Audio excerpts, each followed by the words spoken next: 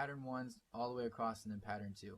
If you click the same where you see the little red highlighted PAT for pattern, that means it's only playing an individual pattern. Whatever pattern is located here, that's what it's going to play when you click play.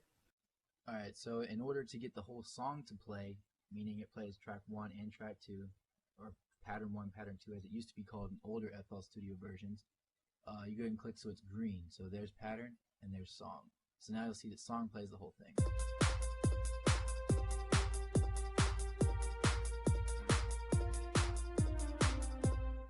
Alright, so one of the last things that we're going to do is we're going to go ahead and go back into pattern 2, and the way I like to do this is go ahead and click on this, keep that up so you can check out pattern 1, pattern 2. Alright, so we're in pattern 2. Go ahead and click on Orion, left click, and then you'll see up in this top little right hand corner it says FX. You can double click on that, it's going to bring up to the little master thing so you kind of understand where you are located. I usually like to scroll because sometimes you'll have preset effects in the first few channels. So I usually like to start on FX5 just because it's just a habit. I don't know. Mainly because there's infinite. I mean, you can go infinitely. It really doesn't matter as long as you remember which one you're on. So it's not a big deal. It's not like you're wasting space or anything like that. Feel free to start on 1. If you look at it, just make sure if you look over here in this right-hand column that they're all clear when you start. Alright, you know what, forget it. I'm just going to go ahead and start on 1. Okay, so now we're on 1 right here. FX first channel right here. So what I'm going to do is I'm going to go in and just left click. And what this does is it opens up all the different effects that you can add to the one that you click right here, which is the orange string. And again, you can do this for any specific instrument that you put in here. But right now we're working with the orange string. So what I like to usually do, and you can go in and manually do this too, but a very quick way to make it sound a little different, a little bit more techno-y, is to throw in something called Gross Beat, which is located right down here. It's nothing I added into it, no plugins or anything like that, so it's just comes with FL Studio, the demo version actually, which is what I'm using now for the tutorial. If you can go ahead and just click on that, it's going to open up this little window right here. It's got a whole bunch of different beats. The one I'm going to mess with right now is not the top one, which is right here.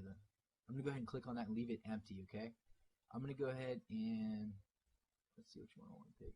We'll put Trance GT1, which is the nice trancey sound. I'm going to go ahead and put it on pattern first so you can hear what that sounds like.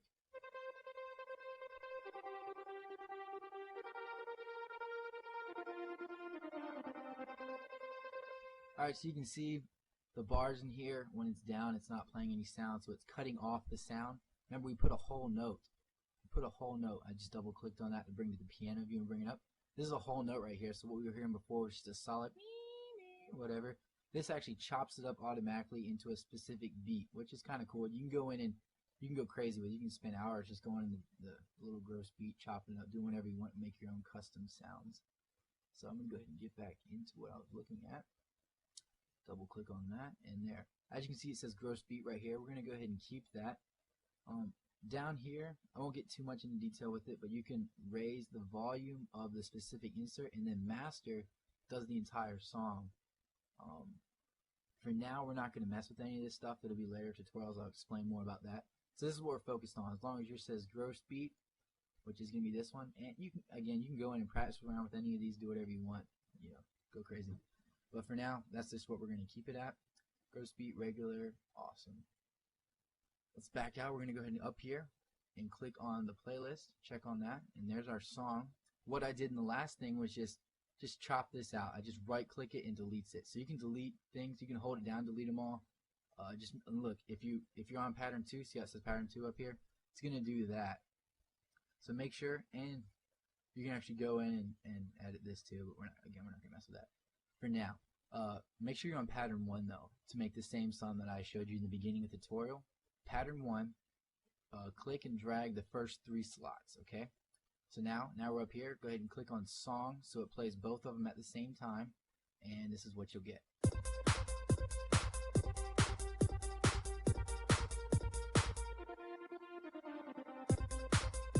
Alright.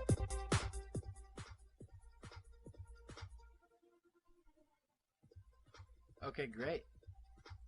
Thanks you guys very much for staying tuned for this tutorial, and I look forward to making more and in-depth ones. I will probably continue to make a few more beginner tutorials as well.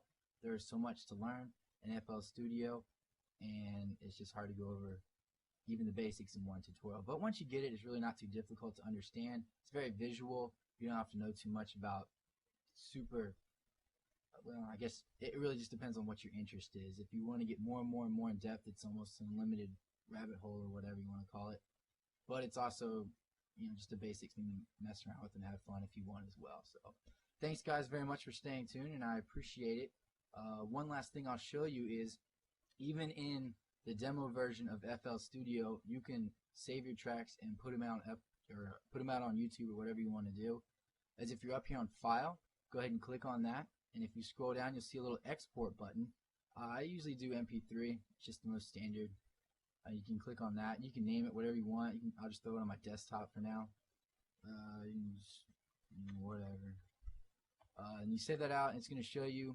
If your computer is fast enough, you can pretty much max it out. Unless it's a huge song with tons and tons of tracks, it will take a long time.